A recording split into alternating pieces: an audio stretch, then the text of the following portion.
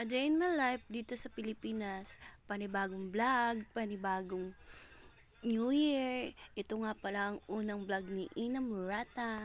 Pagkasalang ko nga ng sinaing at iniwanan ko man na nga at agad-agad ko naman nga inasikaso itong okra, sitaw at saka labanos at saka ang ating gabi.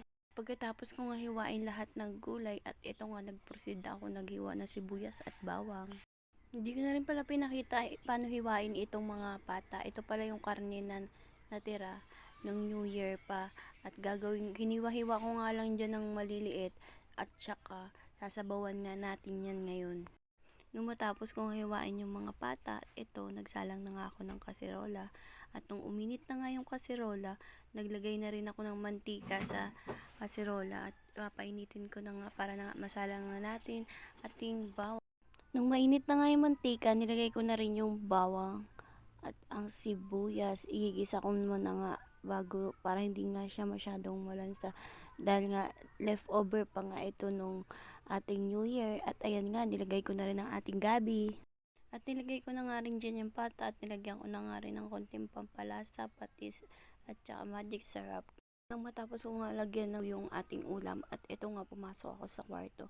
Tinitignan ko nga dito kung saan ko ilalagay yung kortina dahil nga ito nga yung desperas ng aking birthday, magpe-pictorial nga ako para naman maipost ako sa Facebook at ayan nga nag-extra pa ang aking anak, kinuha niya pala dyan yung tablet ko.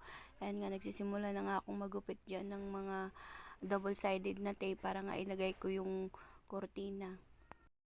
Wala na nga akong time magpunta na nga ng studio. Kaya ako na lang nga magdi-DIY sa sarili ko na mag-pictorial nga. Dahil hindi naman tayo masyadong bonggang-bongga nga sa mga ano natin. Kaya ito na lang, magpipicture na lang tayo.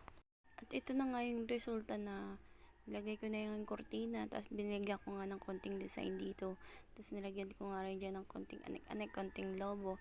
Ayan, para may design lang na atin mamaya pa nag-pictorial tayo. At pagkatapos ko nga mag-design, at eto nga, nagsimula na nga ako. Nagbihis na nga ako dyan ng dress. Tapos nga, ayan nga, magme-makeup na nga tayo ng simpleng makeup lang para naman maganda yung pag-aura natin mamaya sa ating pictorial, sa picture-picture. Marunong na rin naman ako mag-makeup. Naglagay lang din ako dyan ng contact lens. Tapos, pilik mata. At ayan na nga, dan ang ating makeup. Yan, simple-simplihan lang. At bago nga kami magsimula mag-pictorial, at bumili ako ng cupcakes sa tindahan, tapos nagsindi nga lang ako ng kandila. Habang sisindihan ko nga dyan yung kandila ng aking cake, ayan nga, kinakantahan ako dyan ng aking anak. At ito na nga mga kainamorata yung pinaghirapan na pictorial ko. At hanggang dito na lang aking mini vlog mga kainamorata. Maraming salamat sa panonood. Don't skip my ads. Follow and share and heart. Bye! Mga kainamorata. Sana supportahin nyo pa din ako sa aking mga mini vlog. At huwag nyo po sana kung kakalimutan i-follow mga kainamorata.